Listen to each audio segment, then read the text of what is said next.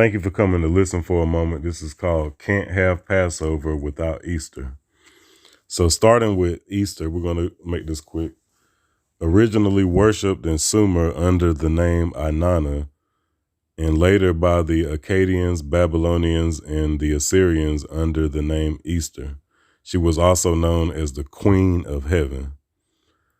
So I also just want to clarify that these are stories of mythology, so these stories are all symbolic. So in a hymn to Easter, it says, "O Easter, merciful goddess, I have come to visit you. I have prepared for you an offering, pure milk, a pure cake baked in ashes." And she was mentioned in the Bible, Jeremiah 7:18. The children gather wood, and the fathers kindle for the fire, and the women knead their dough to make cakes for the Queen of Heaven, and pour out drink offering unto other gods, that they may provoke me to anger. And this just means that they are looking for a God outside of themselves. And again, she's mentioned with in Jeremiah 44:25, but you can read that at another time. But right now, I just want to give the definition of a sun god. A sun god is a god that represents or personifies the sun in various religions. So let's talk about one in particular, Tammuz. So Dumuzi or Dumuzi, later known by the alternative Tammuz, is an ancient Mesopotamian god associated with shepherds, who's the primary consort of goddess Inanna, later known as Easter. He was a god of fertility, embodying powers for new life in nature and spring. So this new life in nature and spring is Passover. That's the earth's Passover. So the earth during Aries is when Easter is celebrated. That sign is the ram, and the element is fire. So that's the ram being slain. That's the earth going from winter to spring. So that's new life for the trees and the plants. So as above, so below. You have to think about what below is, but people are looking for something physically seen. And remember, things which are not seen are eternal. So this is nothing that you actually physically see. So Tammuz was also mentioned in the Bible in Ezekiel 8:14. It says, "Then he brought me to the door of the gate of the Lord's house, which was toward north. Behold, there sat women weeping for Tammuz." And you can do your research. This is where Lent comes from. Originally, they would give up meat for 40 days.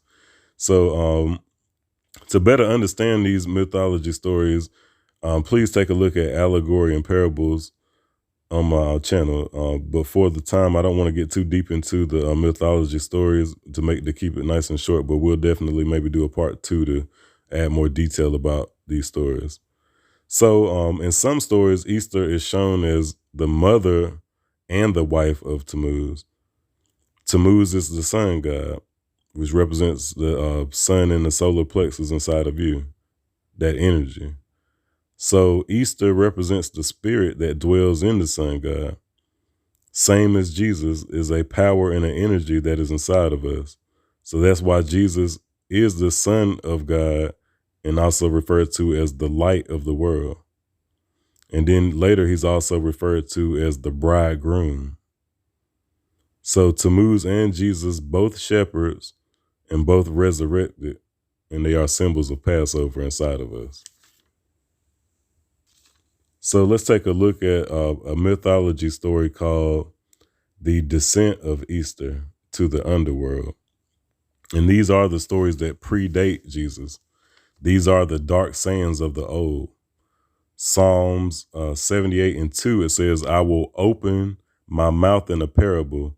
I will utter dark sayings of the old." And these stories are available in more detail if you research on YouTube, Google, whatever. But Tammuz is killed and in the underworld, so he's dead, and he's in the underworld, which is a symbol for hell. And Easter is going to the underworld to find him. So this is the spirit coming down to the solar plexus of the body to find the sun god. So this story also helped me figure out the full meaning of Genesis 33:3 when it says, and he passed over before them and bowed himself to the ground 7 times until he came near his brother. The brother is the sun god. And it says he passed over before them, which represent Passover Passover went on inside of him. So, and bowed himself down to the ground 7 times. What does that mean? So before Easter gets to Tammuz, she has to enter 7 gates. And again, we'll do a part 2 to go in more detail about these 7 gates and 7 chakras. So just at the first gate, she lost her crown.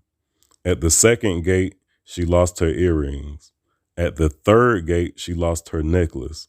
At the fourth gate, she lost her ornament on her breast. At the fifth gate, she lost her girdle from her waist. At the sixth gate, she lost her bracelets from her ankle. At the 7th gate, she lost her robe. And this symbolizes her nakedness, symbolizing taking nothing when you go within yourself.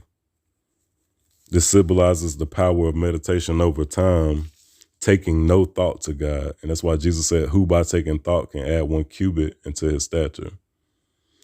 So taking nothing of this world, taking nothing when you go within yourself, she reaches Tammuz, and then water is poured over her, which symbolizes the truth. So that symbolizes that finding the truth. Then her and Tammuz both rise back up when the water is poured over her, and they ascend. And this is Passover happens when spring comes, and this is showing you again. We talked about already what happens in Aries. That's the ram that is slain. So that's symbolizing again rising up. That resurrection is new life, which symbolizes Passover. And when they actually rise up, she presents him in a gray color egg, and this is where the eggs come from in Easter. And what does this story tell you? That Tammuz could not have Passover until Easter came.